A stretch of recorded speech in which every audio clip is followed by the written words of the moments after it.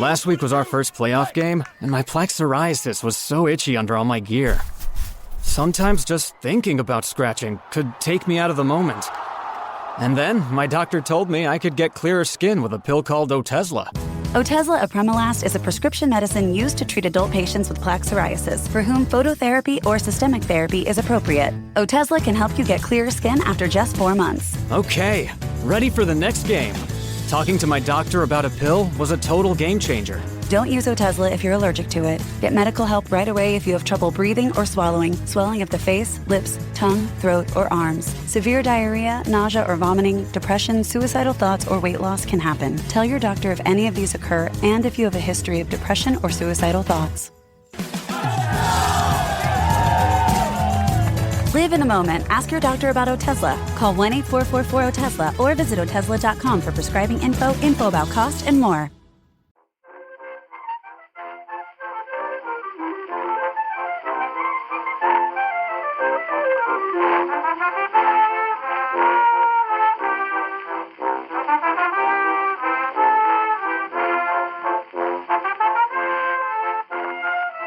We were talking earlier on when we were in the pub about the problem of consistent excellence.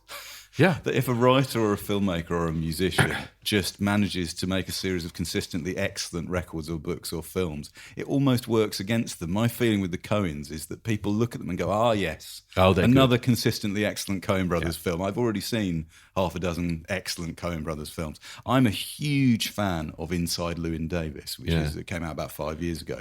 For me, that if that had been made by other filmmakers, that would be acclaimed as a great film about the limits of creativity. But because it was a Coen Brothers film, people go, it's another Coen Brothers film. I think that's interesting, but I think there's a body of work there. I mean, you could say the same thing about, Bergman or Hitchcock. They're consistently excellent. Both, I think, made 50 films. Not all of them maybe as good. But the Coen Brothers are I think they're in that league. You're right that they get maybe taken for granted, but I think there's always the chance you can go back. When we were in Reykjavik, we were still doing this podcast when we were in Reykjavik. We went to the Lebowski bar in Reykjavik. Brilliant. Oh, it was good. I did have White Russian. Did you ever meet, there's a Dutch publisher called old Oscar van Gelderen. Have you ever met him? No. But he looks just really, really, really similar to Jeff Bridges in that movie. And he has a very, very similar kind of cool, in the ways the Dutch have a sort of cool ways of being. He's got Dutch is kind of, whatever, let's have fun, let's get fucked up. But anyway, if Oscar's listening, unlikely. He's a brilliant. We have listeners around the world publisher. He was lawyers. He was, as you would expect, the publisher that brought Stoner to the world. Was he? Yeah. Hello and welcome to Backlisted, the podcast that gives new life to old books. Today you join us stacking books in a dreary public library in a small northern town, half listening to the buzz of local gossip, hoping that someone impossibly dashing, witty, and yet also kind would whisk us all down to the south of France for sun-kissed frolics and romance. I'm John Mitchinson, the publisher of Unbound, the platform where readers crowdfund the books they really want to read. And I'm Andy Miller, author of The Year of Reading Dangerously. And joining us today is Daisy Buchanan. Hello. Hello. Hello, Daisy Buchanan. Daisy is a writer, feminist and regular contributor across TV and radio, from Woman's Hour and This Morning to The Guardian, Telegraph, Grazia and The Pool. Daisy's latest book is How to Be Grown Up and is soon to be followed in March by The Sisterhood, a love letter to the women who have shaped me, and that's going to be published by Headline. She is the host of the You're Booked podcast. Brilliant books podcast. On which I have been privileged to appear. Before Christmas, her and her producer Dale came round and invaded my privacy with my permission, and looked at my bookshelves and passed judgment on them. We've been in your shed, Andy. You have been in my shed. But the podcast is really brilliant. Backlisted listeners, if you don't know You're Booked, it's people talking about their bookshelves, their book collections, Yes, it's about people's formative reading memories and the books in their life. And what I really, really hope to do, whether or not I succeed, heaven knows, but to describe books as sort of loved, touched, fondled objects. Now, I can't believe I said fondled this early on before the discussion. Daisy was keen for me to tell you that she is a proud member of the Jilly Cooper book club. Many of whom, judging by the response on Twitter today, are backlisted listeners. I must say, the spike in people going and extraordinary, saying how excited they were we were doing Jilly Cooper. And Daisy has been to Jilly Cooper's house. So we're also joined by Ian Patterson, who is a former second-hand bookseller. I am. That's a true. Recovering academic. Also true. And a practising poet. Certainly so. He taught English for almost 20 years at Queen's College, Cambridge. Ian's latest poetry collection, Bound to Be, was published by Equipage in 2017. And his poem, The Plenty of Nothing, an elegy for his late wife, the writer Jenny Diskey, was the winner of the 2017 Forward Prize for Best Single Poem. Ian, you wrote a long essay about Jilly Cooper, which was published in the LRB in 2017, I think, yes. And you too have been to Jilly Cooper's house. Yes, I have. Jilly wrote to me and invited us to lunch, Olivia and I, to lunch after she had read it, which is very flattering and was a very enjoyable occasion indeed. Because you got into the Telegraph, it was the idea. You'd actually because you hadn't really compared it exactly to Dickens, and well, you sort of did. But it wasn't just the Telegraph; it was about 7 papers. It went viral. The story, and it said Cambridge Don compares bonking Jilly to Dickens. Austen and Dickens. Yeah, I'm bonking as if she's in a constant state of frottage. Yeah. Yes, absolutely. At least. Yes, well, you probably gathered what we're here to talk about. We are, in fact, here to talk about Jilly Cooper, but it's a specific, we're at least using one Jilly Cooper to jumpstart, which I'm sure will be a more general discussion of her oeuvre. It's Imogen, first published by Arlington Books in 1978, although most famously the paperback, I think, that came out in 79. It was the 5th in her now legendary series of 7 romances, published between 1975 and 1981. So, it's now the customary question, Andy. What have you been reading this week? I've been reading a novel by J.L. Carr, and long-term listeners to this podcast will recall that the very first episode of Backlisted was about J.L. Carr's novel A Month in the Country. And in my real and occasionally private life, I have attempted to read one J.L. Carr novel a year since we did that podcast. Because if you remember, John, one of the things about J.L. Carr, which is fascinating as a writer, is he never wrote the same novel twice. Right. And in fact, although you can recognise certain tropes repeating if you read a few of them, nevertheless, they tend to be very different from one another. He tended to find an event in his own life that he would then work out from imaginatively. And he was a publisher as well. As I said on the podcast, I remember buying books from him when he came into the shop in like 1993, when he was hand selling copies of Harpole and Foxbarrow. Anyway, the novel of his that I read was How Steeple Sinderby Wanderers Won the FA Cup, which, as you will appreciate, was quite a reach for me because it's about football.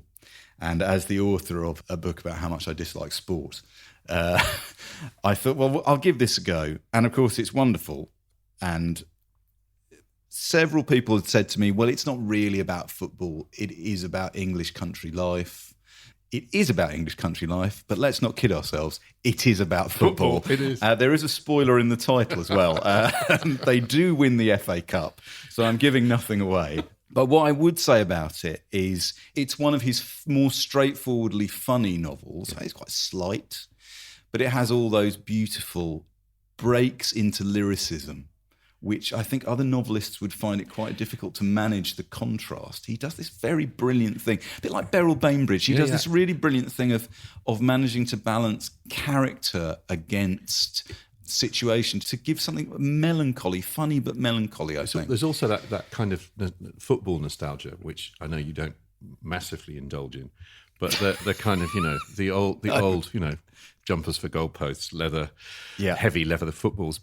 The book, weirdly, that that reminded me of it when I read it right back when we did the podcast. So, of course, my memory of it is slight now, but except enjoying it a lot. Was it reminded me of Best and Edwards? There are bits. That's a good book. There are bits about the Duncan Edwards story, Gordon Byrne. and kind of provincial English football and the kind of the culture of the game that he captures. As you say, it's about rural life, but it is also about football culture. I thought what I would do is, instead of reading an excerpt from how Steeple Sinderby Wanderers won the FA Cup, I'd just read the blurb, because we like blurbs on this podcast. And J.L. Carr wrote these blurbs himself, of course. This is an edition published by his publisher, the Quince Tree Press. So I'll just read you how J.L. Carr wanted you to think of this novel. This is how the blurb starts.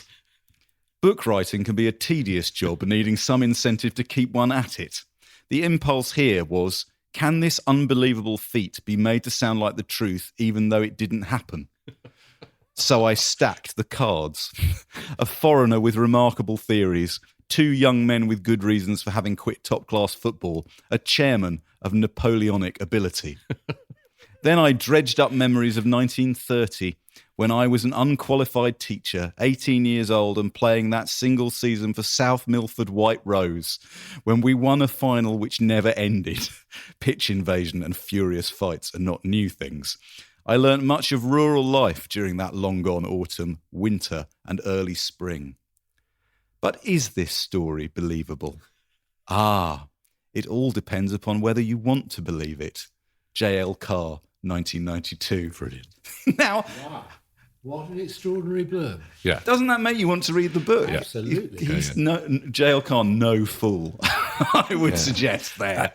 And the other thing is that there is a kind of harmonic resonance with A Month in the Country, because you feel that a lot of the detail of his understanding and feel for rural life that book is full of is also there in Sinderby. I'm not going to read Wanderers. it, but he does a similar fabulous thing as in A Month in the Country, where he holds something back for the last page, and he does a kind of switch on the last page, which is extremely moving and makes you feel like what you've been reading, while it's been presented to you as quite light, has in fact meant a lot more to the person telling you the story than you might at first have thought. So I strongly recommend that. How Steeple Sinderby Wanderers won the FA Cup by J.L. Carr, now published, in fact, by Penguin Modern Classics. There is a Penguin Modern Classic edition. That's brilliant. John, what have you been reading this week? Well, I've decided to talk about this week not a single book, but a whole lifetime. Very sad, and announced this week the death of John Burningham, John Burningham is one of the, I think, giants of children's book writing and illustration. Came to prominence in 1964 with his book Borka, The Goose Without Feathers, and has since then, right until the very end, produced remarkable books, beautiful, visual, rich books, very funny, dry, wry, witty stories. And I had the great fortune to almost publish his last book. We worked very hard on a book of his called Champagne, and we're about to open some champagne. One of the great things about John was whenever you went to see him, there would be champagne on the go. And I'm pretty sure that wasn't just because he was doing the book. He loved it. And I remember going to see him. It was a long and complicated story as to why, but he couldn't find a publisher for the book, which seemed incredible. You know, having been one of the great. He lives in Hampstead, wonderful rambling house with his wife, who's also a genius of the genre, Helen Oxenbury. And always champagne open. And he came, and the whole book, which is here, the whole book was already done, really. It was just all on a wall. He said, I finished my wall. So he said, if the wall's finished, then book's finished, really. Just need to find a way of getting it printed. Anyway, long story short, we couldn't quite do it on Unbound, but I worked with his wonderful designer, Ian Craig, who had been back at Random House Children's Books for many years. The book was laid out by John and Ian together, and it came out last year. And I brought a few of my favourites in. Get Off Our Train, and John Patrick Norman McHenessy, the book Who Was Always Late. But I also brought in this incredibly beautiful autobiography, which is full of, and there's, apart from amazingly lovely photographs of of John and Helen when they were younger, riding around on Vespas in Europe. There is his very dry gloss on his own books. There's a wonderful foreword by Maurice Sendak, because I think Maurice Sendak. Maurice, of course, Maurice Sendak. And then on the back, there's a brilliant thing from Raymond Briggs as well, saying, "That said, Birmingham is a blooming nuisance. He should retire now. After all, he's very old. But no doubt he will go on and on doing yet more brilliant stuff." Raymond Briggs. You've got there Courtney about the dog. Courtney, which is just the most wonderful. So this was published in the early 90s. And I don't want to give the ending away because it's wonderful. It's what the dog gets up to in the story. Courtney is a dog. And this is what he says about the story, right? He says that Courtney must be loosely based on our dog Stanley, who was probably a cross between a Labrador and a Border Collie. All the animals we've ended up as characters in stories sooner or later. And he does the best dogs, the best animals. I bought Stanley from a pet shop in Hastings. He was very likely a result of some liaison between a couple of curs around the fishing huts on the beach. We used to talk to him in a North Country accent, which really had no logic. There are lots of things going on in this story, says John. The parents have an obsession with racial purity and are determined that the new pet should be a thoroughbred.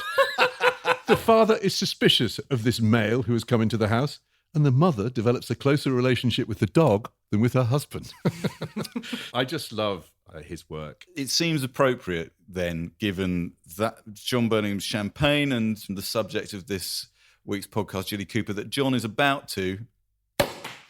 Oh! And this is, I'm sure, very relatable for people at home as we sit here quaffing champagne when you listen to this at 7 o'clock on a Monday morning. Enjoy a dry January, kids. Yeah. Anyway, should we toast? Well, we have John Birmingham's fabulous last book that was finally printed, Champagne in front of us, but I think he would have loved the idea that we toast him on air. So here's to John Burningham. Well said. I have to raise an any other business issue, which is to say that I will be interviewing Pulitzer Prize-winning novelist Andrew Sean Greer about his novel Less, which is a great favourite of ours at Backlisted. We talked about it on the podcast last year. It's one of my favourite books of last year. I will be interviewing him at Waterstones Piccadilly on Monday, February the 4th. So if you're in London and you feel like coming along and listening to Andrew be brilliant about his wonderful novel, please come along.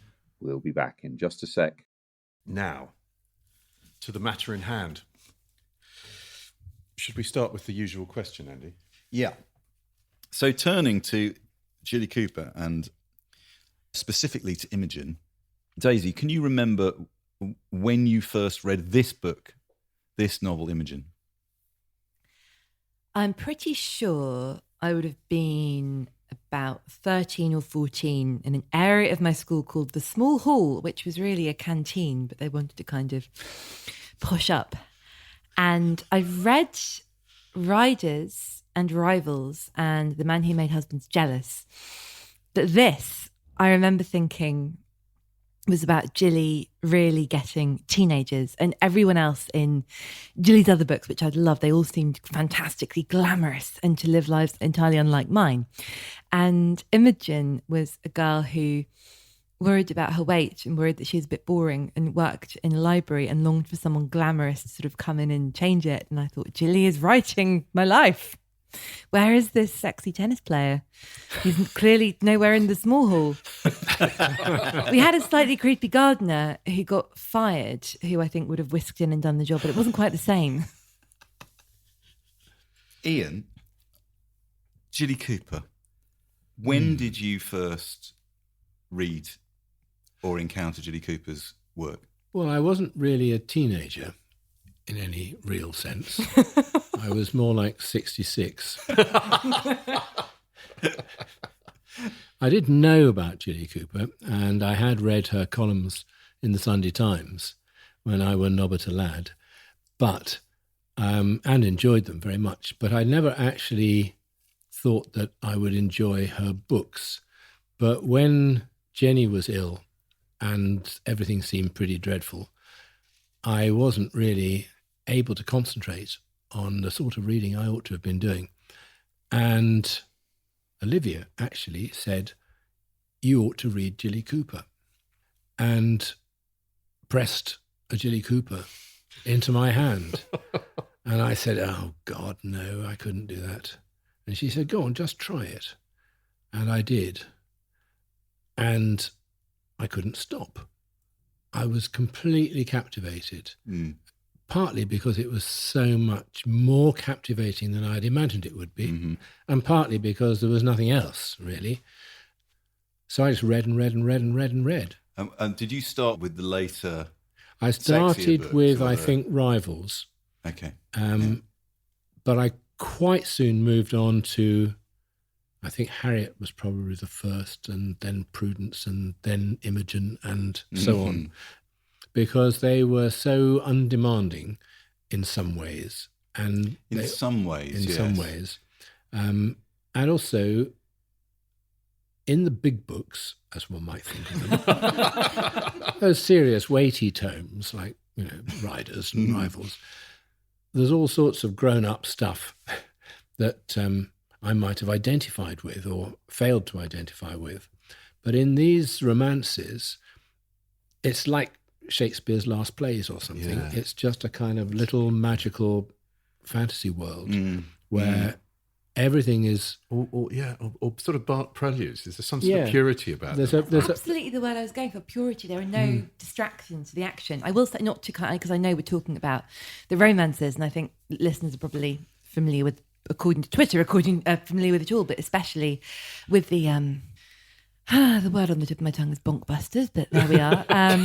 But I do love the 80s track, because it's quite Judith Crancy as well, isn't it? Like business and, board meetings and people bursting into rooms and having fabulous business ideas. And I find that really, really good fun. Rivals is about a television franchise. Yeah. And when I read it, I had no idea. I thought ITV was just ITV, and I had no idea there were regional variations that people bid for and consortiums. So that was, a lot, as well as a sex education. There was quite a lot of, that's how telly works. But Imogen and Octavia and Harriet and Prudence and those books, they're a world that maybe wasn't exactly familiar to me, but felt like something that I could know and I could appreciate. I've got a blurb to read here, which is the jacket flap on a republication of Imogen from I think this is like an early 80s edition. You can see Jilly's on the front. It says Jilly Cooper, her Riviera romance, Imogen. Yeah. Now, I don't want to objectify our esteemed author, but can we talk about how absolutely stunning Jilly looks on that cover? On that cover? Beautiful photo. And on all these covers. Look, it's incredible. I mean, and what a brave and extraordinary thing to do. I was never quite sure. I always assumed it was her on the cover. She's on the cover of all these 70s romances. This is the blurb that went out on this book, right? And, well, I'll read it to you, and then you can tell me what you think. Girls like Imogen, tied to dreary jobs in provincial towns, are apt to dream of romantic escapes to sun-drenched beaches and to conjure up visions of ultimate bliss in the bronzed arms of the athletic heroes of their nighttime fantasies. Seldom, however, do they have to face up to their dreams coming true. In Imogen, a rustic Yorkshire ingenue finds her dreams coming true rather faster than she can cope with them. How she parries the advances of Nicky Beresford, the lecherous tennis ace, and copes with the gropes of the rest of the Riviera drones will bring a warm glow of reassurance to all those nervous mums whose daughters' tender bosoms have been overexposed to the Saint-Tropez sun. Whoever wrote this, my cap is off to you. Imogen's adventures, as told by Jilly, are totally realistic in spite of the fact that, unmoved by modern conventions, she is a girl who does not regard her virginity as something to be lightly thrown away. Jilly's account of a sensitive girl's approach to her own crisis of conscience in the face of a libidinous and totally materialistic society is handled with that subtlety and delicacy which distinguishes all her work. Very good. That's really good. At this point, I'm going to bring in our producer, Nikki Birch. Now, Nikki, when did you first read a Jilly Cooper book? Probably when travelling in some hostel. You have one of those books that you just pick up because it's the only one there, and that was probably for Riders. But I can't really remember it very clearly. And you hadn't read this before this week, had you? I hadn't read Imogen before this week. And what did you make of it? At first, my jaw was dropped to the floor. I think I was like, I tweeted both of you and were like, what, WTF? Yeah. OMG. You did. Yeah. You did. FFS. Yeah. My immediate reaction is, I'm so excited to hear what you guys say about this. But it was basically because the treatment of women just shocked me completely. It's like, wow, the last 50 years, we have actually come on a really long way. I think the thing, Nikki, I found, we'll talk about this, the thing that was brilliant. So you sent me and John a message that said, what? Yeah. And then 24 hours later, you sent me another message saying, I think I'm going to read another one. I must say, she gets you, right? Yeah. I was totally locked in. I didn't do anything else apart from read Jilly Cooper for sort of 24 hours. So I'm hand in heart, it was fun, right? Yeah. I suppose I was just shocked by perhaps some of the things you're going to talk about in the book. I was like, are you serious? Domestic violence in passion? That's okay? You know, things like that I found like really difficult. We'll come on to this. This is very interesting. And I think one of the things that I found very interesting coming to the book, having not read it before, there are things in the books which are, you know, as we're always saying, of their time. Yep.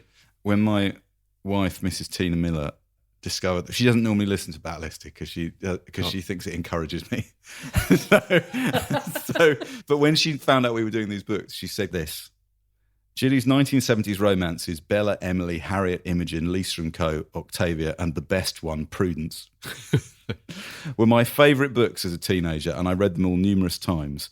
As Andy will attest, I can recall each one in forensic detail. My very favourite was Prudence, with the cold fish, Pendle Mulholland, dashing older brother Ace, and sexy younger brother Jack. I reread this, Imogen, and the short stories Lisa and Co. over Christmas, and whilst in some ways they've dated, I suspect someone may have done an editorial clean-up in the 90s to remove a few colloquialisms we might not use today. I thought how fortunate I was to read these books at the right age. It's sort of what you're saying, Daisy, isn't it? They are romantic, funny, literate, sexy but not too sexy, and best of all, the heroines are real girls with real girls' bodies, hair, aspirations and problems, at least within Jilly's enchanted settings. I also thought, what a debt Helen Fielding owes to these books. Yeah, totally. But what I like best about them hasn't really dated at all. Jilly's message to her readers, which is, just be yourself. What do you think, Daisy? Do you think there are things in them that we might look twice at now, but that stuff feels very current, doesn't it? It really does. I will say, I think I'm about, on a good day, 3 stone heavier than a fat Jilly Cooper heroine. The weights, that's the one thing that still troubles me. I know there are plenty of other really problematic things that should trouble me more, but I'm like, oh God. But what I really love about the way she writes and the observations she makes, and I think this is perhaps one of the reasons why Jilly and sort of writers kind of in her school or writers who are linked with her get dismissed, is she's so unremittingly honest and funny about how bloody knackering it is to be a woman, and that constant feeling of not looking quite right. I think it might be Fanny in The Pursuit of Love by Nancy Mitford says something along the lines of, if you're sort of constantly looking at your reflection, and I'm going to paraphrase horribly, in my experience, it's not because you think you look great, it's because you suspect something is amiss. And so much attention is given to, to clothes and appearance. There's a really fabulous makeover in this book. And I was thinking how interesting it is because the makeover has become, it was such a big part of, I guess, sort of 90s teen comedy dramas and so much in cinemas. And I was thinking, of course, like Clueless is, I think, a film that owes a great debt to Jilly Cooper. But of course, obviously, Clueless is Emma. And I think, Jane Austen and Jilly Cooper are similar.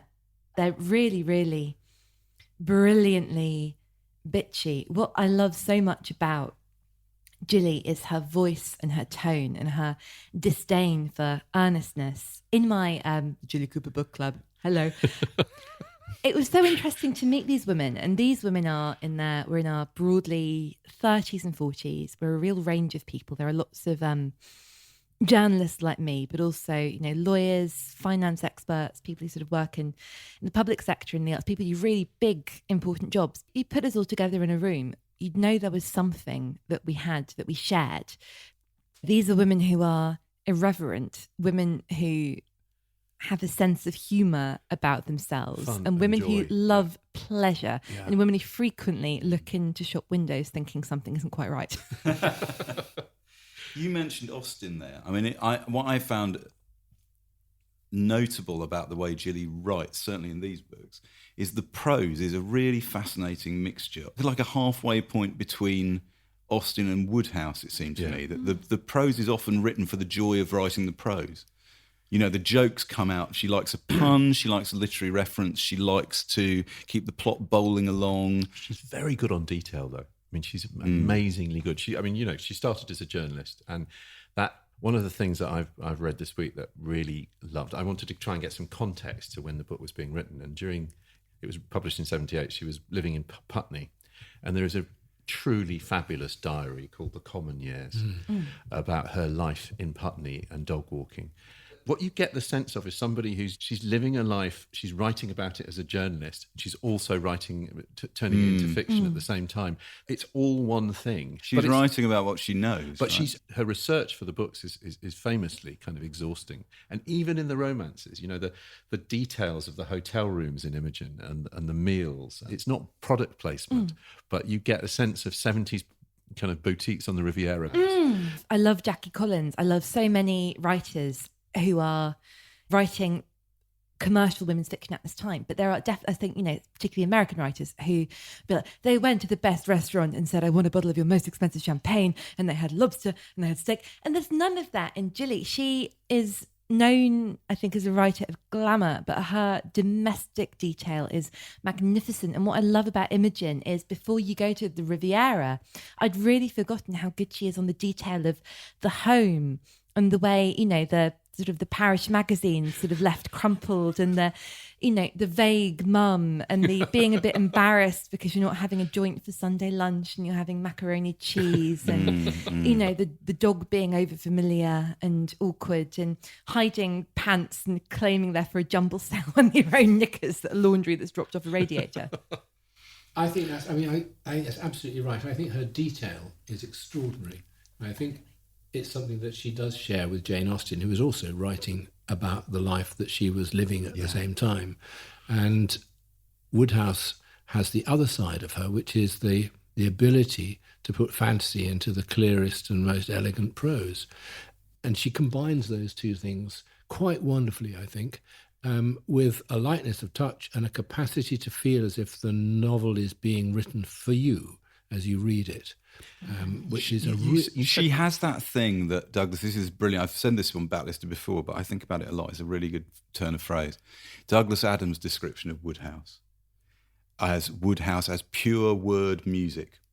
And at her best, you can feel her when she writes getting into kind of that kind of flow where the words are beginning to form this beautiful, light kind of andante of humour and intelligence, kind of pushing the thing along. The great thing about her humour, particularly the puns and the jokes, is that it doesn't matter who articulates them. No. It's always, in some sense, the authorial character of the prose. It's it's part of the rhythm of the presence of the same person managing the whole thing.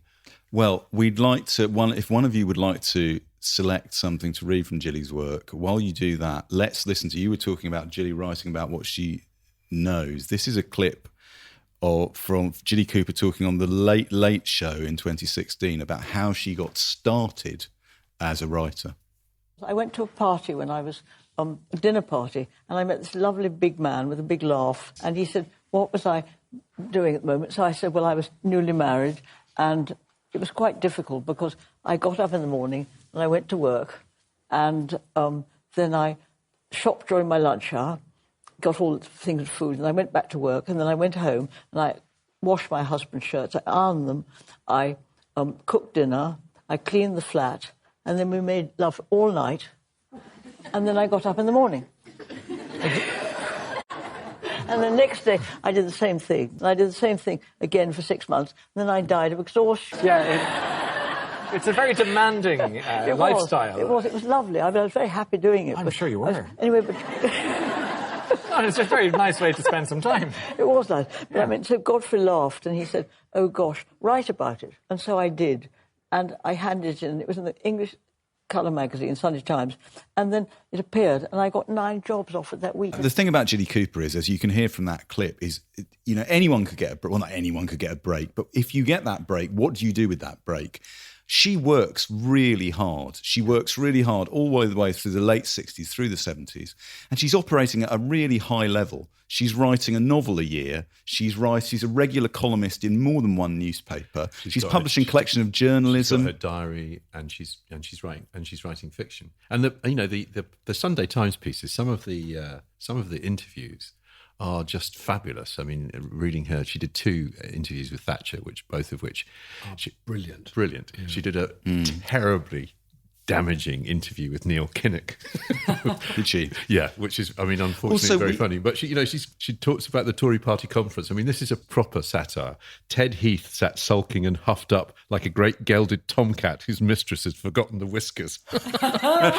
So, I mean, she's good. That's the thing. If you listen to the first Desert Island discs, it's fascinating to listen to that. She recorded another one in 2016 with Kirsty Young, but the first one was Roy Plumley, where she flirts outrageously with Roy Plumley all the way through. But there is a kind of, you do get that sense of, she'd only written 6 books at that stage, but she's a fully formed character. I mean, she is Jilly Cooper to all intents and purposes, the Jilly before she has written all the books that made her famous. And you know what she chose as the book, her Desert Island book? I do know, but go on. Yeah, it's Anthony Pohl. With whom she was very friendly, in fact. And quotes occasionally, certainly in journalism. I tried to get hold of a copy of her 1980 book, Super Cooper. Yeah, I can't so named because Super Trooper by ABBA was in the charts at the time. So she had an eye. Who wants to read us something from Imogen? Well, I could read a bit. It's chosen pretty much at random. I chose my bits carefully. Well, I forgot to do it, you see. Anyway, it goes something like this. Can I go to the loo? Said Imogen, who didn't want to, but was desperate to repair her face before Nicky could compare her any more with this ravishing creature. Down the passage on the left, said Cable. We'll be in here. Do you think 5 bikinis will be enough, Nicky? What price Lady J's moth-eaten red bathing dress now, thought Imogen savagely. As she combed the tangles out of her hair, her face was all eyes in a for once pale face. She pinched some of Cable's rouge, but it made her look like a clown, so she rubbed it off again. She found Nicky and Cable in a room where everything seemed scarlet. Carpet, curtains, and every inch of wall that wasn't covered by books and pictures. Even the piano was painted red, and in one corner stood a huge stuffed bear wearing a scarlet regimental jacket. Oh, what a heavenly room, sighed Imogen. Cable looked at her with surprise. Do you think so? Matt's taste, not mine. Detail. Yeah. Detail. Bear in a regimental jacket. Bears do furnish a room. It's quite Henry Jamesian as well, I think, that there's so little about Cable, but you find out so much about her just from her reaction and her sort of positioning against Imogen, and that putting something on and taking it off again, being very evocative. Daisy, have you got a bit there that you would like to share with the room? Oh, gee, stop me if this is too long. James Edgeworth had the rosy complexion, puffed out cheeks and curly hair of cherubs that blow the wind at the corner of old maps. He was small, plump, and wore a yachting cap and a look of eager expectancy. Let's have a drink, said Nicky. Tomato juice for me, said Yvonne. Pity to waste it when it's duty-free, said Nicky, giving her one of his hard, sexy looks. Oh, well, if you twist my arm, I'll have a baby sham, said Yvonne. Everyone else had double brandies. You write for the papers, don't you? Said Yvonne. Rather fun, I should think. I was rather good at English at school. They all said I should take up writing. Matt looked at her. It would have been tragic to deprive the modelling world, he said dryly. Imogen suppressed a smile. Well, that's what I thought, said Yvonne. Now I just write Jumbo's speeches. His speeches? Didn't you know? She bared her teeth like the wolf in Red Riding Hood. James is a prospective candidate for Cockfosters. He's awfully busy at the moment, but if you ask him nicely, I'm sure he'd spare the time to give you an interview for your paper. I'll remember that, said Matt. Mind you, said Yvonne, I do think the articles you write are rather, well, exaggerated. In what way? Said Matt, his eyes narrowing. Well, that piece last week on Northern Ireland. I mean, I didn't finish it. And I know all journalists sensationalise things for the sake of circulation. Go on, said Matt, an ominous note creeping into his voice. You know, it's just so bitchy, and Yvonne doesn't exist. That is her journalism, giving a terrible person enough rope to hang themselves and doing that in the dialogue and the reactions. Again, it's a holiday we've all been on, you know, Yes. lumped together with some people you quite like and several people you really don't And like. I think Matt says that, doesn't he? You need that. And that's something I didn't appreciate as a teenage reader, but I do know, a bit like Hindus, where there's always someone who's the worst. And if you're, everyone seems quite nice. Oh, it's me. Or maybe I'm the worst. You say something in your article, Ian, that really interested me. Because it's her world and she's kind of controlling it, you know who the good people are. You have no choice but to like Imogen. Is that part of what you think makes it so successful? You know who the bad people are and you know who the good people are, but what you don't know is how they're going to interact. I think that's right. And I think you don't know how the scenes are going to follow each other. Yeah. You don't know who's going to go wrong, what's going to fall out of place. And even though you know it'll end happily, you don't. Yeah. You are sitting on the edge of your seat, metaphorically at least, as you read through it. Because actually, I always feel quite comfortable reading her. Yeah. I don't actually feel physically uncomfortable. But I do feel kind of mentally a bit agitated about how long this is going to go on until somebody sees that actually somebody they're in love with is in love with them and they're in love with them, which they haven't noticed. And that's Austen, though, isn't it? It's Austen. That's it's Austen. Woodhouse as well. Yeah. It's the way in which an imbroglio is created and then disentangled. It's Shakespeare too. Not that I'm saying Cambridge Don says Jilly Cooper better than Shakespeare. But you do say in your piece, I think this is worth highlighting because I can see exactly what you mean here. That certainly the later novels, because she's written effectively, this is like a 12-volume roman fleuve, which she might not have intended to start writing, but the same characters recur over a number of decades. That it's ended up being like a Dickensian marshalling of. And certainly Pole-like, you know. Yeah. We have a clip here of, this is from the Desert Island Discs, John, that you were talking about, the later Desert Island Discs. This is with Jilly telling us why she thinks these particular novels were, the romance novel of the 70s, was so successful. You began writing novels then in the 70s. I was one of those young teenagers who devoured them, names like Emily and Belia and Harriet and Octavia and Prudence and Imogen. I couldn't get enough of them. I wanted you to write more. Oh, thank you. At the time, why do you think they were successful? Because they flew off the shelves, those. I think they were successful because the men were lovely. I mean, the men were very, very attractive. A lot of Lear in the men, but a lot of men I knew. I think if you can be funny and have a glamorous hero at the end, I think it gets people going. Now, Nikki's got her head in her hands after listening to that. See, Jilly thinks it's because of the lovely, lovely men and how they behaved so appallingly that you ladies just can't resist, Nick. Surely, Nikki, you must love Matt. Lovely Irish kind of. Can we talk about the fact that Matt, who is presented as, he's much older than the heroine and he's a bit rugged and can he ever love Imogen because he's loved before and he's got this long past in life and history and he's 32. Yeah, I know. This struck me quite forcibly as I was rereading it yesterday. I've got a bit here. This is for me, this is my favourite short passage in this novel. And it brings together what I think this unlikely combination that Jilly manages in the prose, right? So Imogen, it's near the start of the book, and Imogen has been invited away on holiday by the tennis pro Nicky Beresford, and he's written to her parents saying, nothing will happen to your daughter. A deeply, deeply sinister man. Anyway, so Imogen is packing for the holiday. It's worth saying, isn't it, that Imogen's father is a vicar. Yeah, very much so. She's naive, but she's no fool. On the eve of her holiday, the mauve packets of the pill were safely tucked into the pocket of her old school coat hanging at the back of her wardrobe. She'd been taking it for 8 days now, and she felt sick all the time, but she wasn't sure if it was side effects or nervousness at the thought of seeing Nicky. It was such ages since their last meeting, she felt she'd almost burnt herself out with longing. Then she was worried about the sex side. She'd been taking surreptitious glances at the joy of sex when the library was quiet, and the whole thing seemed terribly complicated. Did one have to stop talking during the performance like a tennis match? And wouldn't Nicky, accustomed to lithe, beautiful female tennis players, find her much too fat? She put her hot forehead against the bathroom window. In the garden, she could see her father talking to the cat and staking some yellow dahlias beaten down by the rain and wind. That's what I need, she thought wistfully. I'll never blossom properly in life unless I'm tied to a strong, sturdy stake. Now, hang on. Whoa, hang on. She also packed a pile of big paperbacks she'd never got round to reading.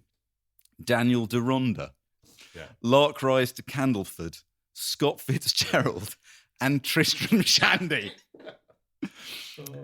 On the bed lay a box of tissues. They don't have the kind of loo paper you can take your makeup off with in France, Miss Hockney had told her. A cellophane bag of cotton wool balls and a matching set of Goya's passport she had won in the church fete raffle. I think this is the brilliance of... This is what's brilliant about Jilly Cooper. This is exactly what my wife was saying about her message to her readers is be yourself. Yeah. You can be silly... And you can also take Tristram Shandy on holiday with you. And we're shown that Imogen has a good go at reading Tristram Shandy before getting bored with it and then deciding she's going to read The Great Gatsby instead. So I think that seems to me a really positive message about the capabilities of the girls she's writing about. You can do what you want. There is another message, though. Which is? Imogen does not have any point in the story where Imogen isn't constantly thinking about a man. The only point where she's not thinking about a man is a very key plot point where she rescues a young boy. But there is nothing in the story which she's being passively led by a man. But I think that at the time, and even, to an extent now, without wanting to sort of divulge too much personal information, someone who was, my father isn't a vicar, but I was brought up by a very strict Catholic family. And I remember that sort of with my first boyfriend. And because the other part I was... I selected to read was when Imogen loses her pill. She's got the pill, and it's always the pill, isn't it? Not her pills. Her pill, singular. She's left them in a pocket and it gets given to the church jumble sale. And she has to rescue them. And there's a horrible nosy old lady and a kind lady who knows what's going on and makes sure she gets them back. But that, being pushed and pulled, I think that she was a social chronicler. And I think that it's interesting, perhaps even politically. Jilly Cooper's writing at a time when women didn't feel as though, their bodies belonged to anyone. They were either being controlled by their parents or being controlled by some man. No non-straight people in Jilly Cooper. A few tokenistic ones in the later books. They don't turn up here. I think there's a reference to being queer that's not in the 2019 woke sense. But my goodness, there is a lot that's problematic and tricky and infuriating and upsetting and difficult. But I think that it is worth remembering she was a really, really brilliant observer of a time she was living in, which was really, really, really progressive in some ways, but also shockingly not progressive in others. I mean, the other thing I'd say, Nick, in response to that, what I think is a perfectly justifiable criticism is her heroines, to use the horrible phrase that we use now, have agency. She might be thinking about those things, but she does what she wants. The will of the heroines is the thing that pushes out in the end. Can I talk about, have you read Harriet yet? So Harriet is, I think, perhaps the book that's perhaps the most similar to Imogen, and because other books as well, there are heroines that are much, much, much spikier than Imogen. I love Imogen like I love Fanny Price, and nobody loves Fanny Price. Everybody thinks Fanny Price is really wet and pathetic, but as someone who often feels very wet and pathetic, I think that's my girl. Harriet is set at Oxford. Harriet is a student. She's beautiful, she's shy, I believe she's a virgin. She is seduced by Simon Villiers, an actor who entrances everybody with his glamour and the fact that he's clearly going on to great things, and he fancies a crack at the pretty shy girl who turns up at a party. And Harriet gets pregnant. Simon wants nothing to do with it. Harriet sort of has the baby, even though everybody's desperate for her not to, leaves in shame and ends up as a nanny to a glamorous man. Can you guess what's going to happen?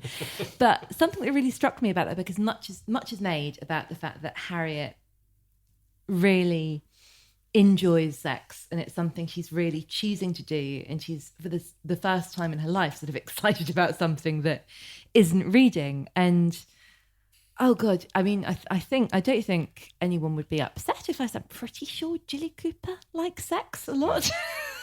And it seemed possibly not so much now, but, for me at the time as a teenager, that seemed like a revolution. Yeah. And having the sort of sex education, and I was lucky to be of an age when it was there, but it was very much, God, there is another Dylan Moran joke that, said the 60s being about free love and the Beatles and let's all have a good time. And the 80s was, don't fuck anyone or you'll die. Here's MC Hammer. And it was very much my sex education in the late 90s, early aughts. Here's everything that can go wrong. Here's everything you'll be afraid of. Here are all the bad things that could happen. And the sole voice in my life that said, this is lovely and something that most people do, was Jilly Cooper. Ian, how does Jilly Cooper's writing about sex compare with the writing of D.H. Lawrence about sex? Well, almost indistinguishable, I think, in many ways. I don't think they are quite the same. I think Lawrence's writing about sex is, although there is a kind of lyricism, sometimes there's also an awful repetitiveness in the way he writes about it. He does just kind of keep on saying the same thing in different times. Disfigured by his metaphysical concerns. Yes, it is a bit disfigured by his metaphysical. It's also disfigured a bit by his physical concerns and constrained somewhat by the limitations on what he can say and get published. I suppose, womb and bowels, loins, dark. It's really hard work, I think, finding fun in Lawrence's depictions of fun in sex.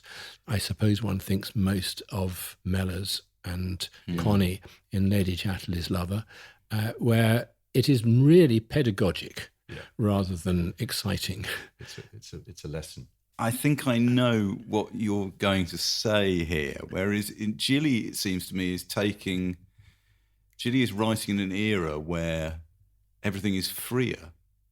Well, that's certainly true. She is. And also she's writing in an era where it's possible to think of it as a kind of exuberance. Yeah. Right. And it's an exuberant pleasure. It's bawdy in the it's 18th century in the old sense. I mean, it's like the film of Tom Jones. I mean, I always think with her gap tooth, she has that wife of Bath kind of, that she enjoyed. Oh, that's so funny. I have a friend, Duncan. Hello, Duncan, who said exactly the same thing. That as a young man, he saw Jilly Cooper. At the time, he was reading the Canterbury Tales at school, and Jilly and her gap made quite a profound impression on him. But that we were talking earlier, but her line still in her 80s, when she meets a man, is to say, "Oh, how lovely to meet you. Gosh, you're good looking. Do you want to go upstairs?"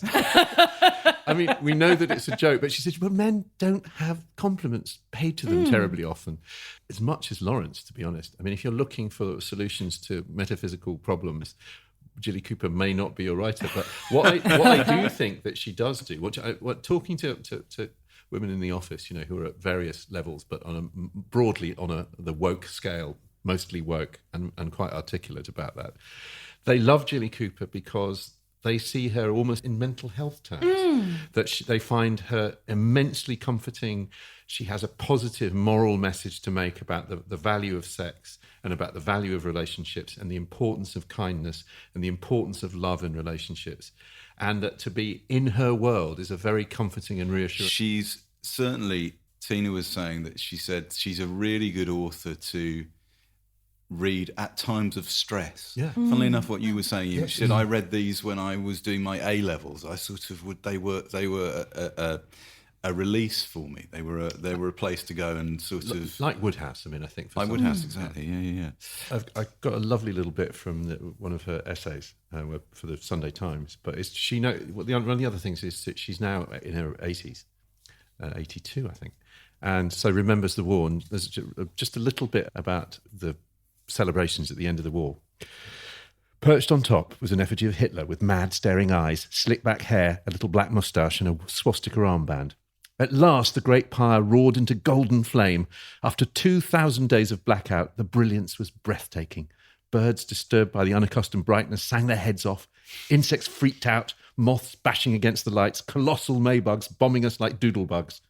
Looking across the garden, my mother suddenly stiffened. For there was my father, laughing and shoving his hand down a blonde's dress. But it was only old Lady Thornley again. This time her white hair was turned gold by the bonfire and my father was retrieving a maybug from her cleavage. But it's classic Jilly Cooper, focus pull. She's very, very, very good comic writer, I think. There are some great one-liners in Imogen. My favourite was the one with Tracy, who is the really kind of towy member of the cast, has gone out with Nikki. And the line, I think, is delivered by Matt. Where's the pedalo? I hope Nikki hasn't sunk without Tracy. Ian, you say in your essay about Jilly that the thing that you got from reading the books, and we shouldn't underestimate this, was pleasure.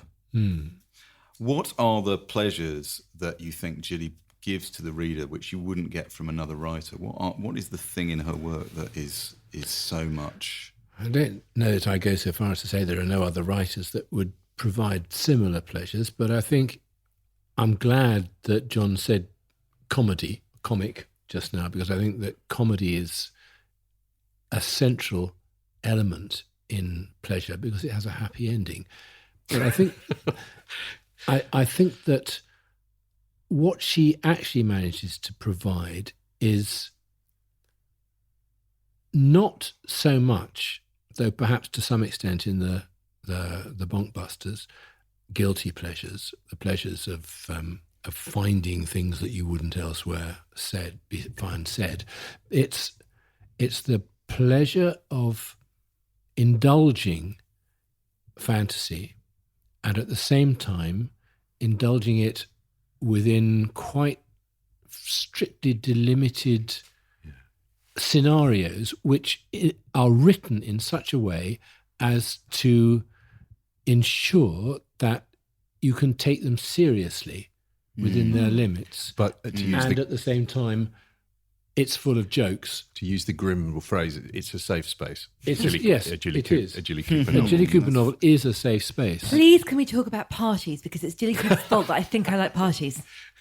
This is your last word on the matter. So this is your final statement. Jilly Cooper's parties are nearly always disastrous. And that is, I think, one of the pleasures of them, because you have the fun of going to the party, but you don't have to go. And one of the, I think, the great, my friends Caroline O'Donoghue and Ella Resbridger, both brilliant writers. They, Caroline does a brilliant podcast, Sentimental Garbage, where they talk about commercial women's fiction. And they said the people complain constantly about the tropes in commercial women's fiction.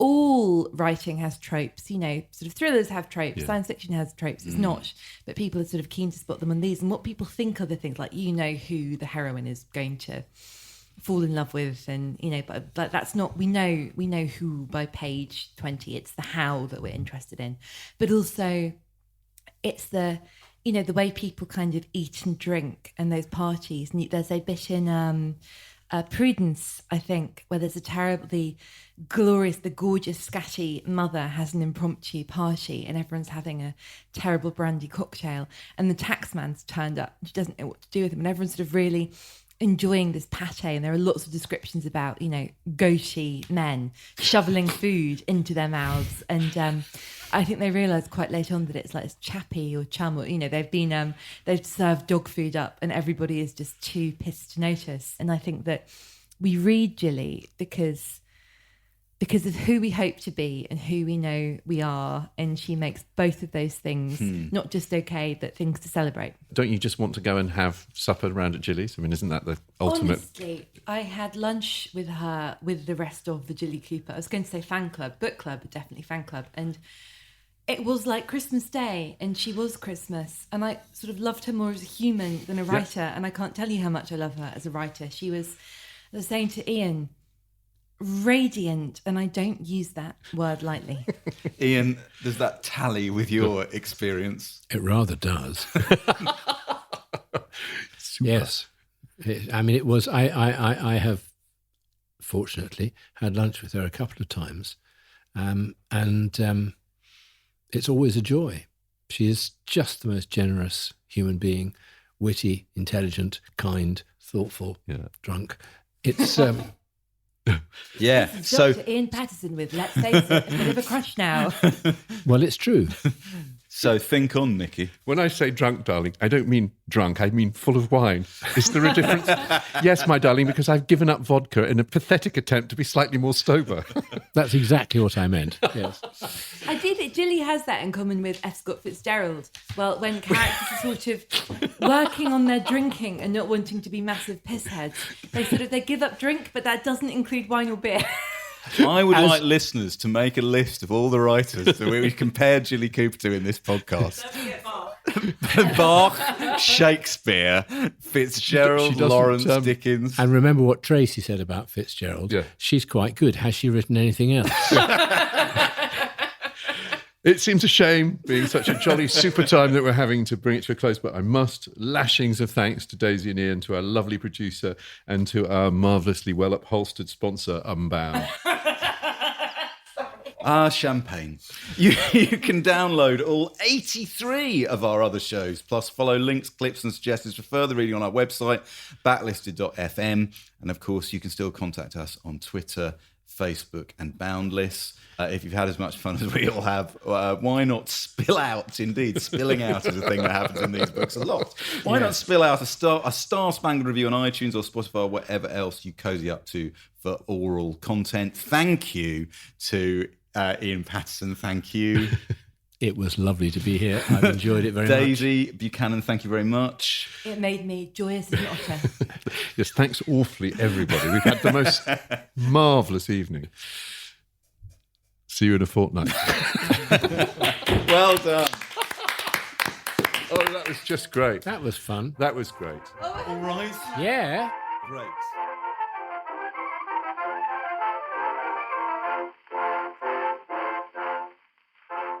You can choose to listen to Backlisted with or without adverts. If you prefer to listen to it without adverts, you can join us on our Patreon at patreon.com/backlisted, where you also get bonus content of 2 episodes of Locklisted, the podcast where we talk about the books and films and music that we've been listening to over the last couple of weeks.